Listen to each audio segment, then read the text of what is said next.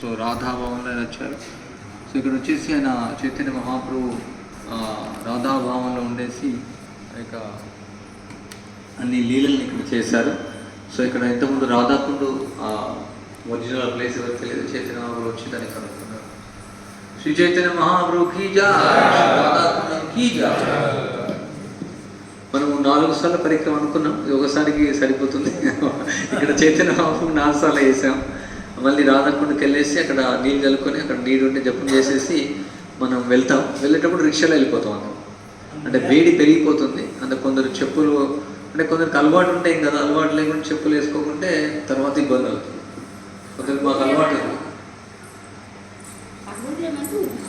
వదిలేదు. అంటే ఇక్కడ మామూలు కొనుక్కోవచ్చు, 50 రూపాయలు 20 రూపాయలు కలిసి చెప్పులు దొరుకుతున్నాయి కదా, షూస్. పెట్టిన వారికి దీక్ష చేయించాను. 3 రోజులు చెప్పులు లేకుండా అక్కడే దీక్ష చేయమన్నాను.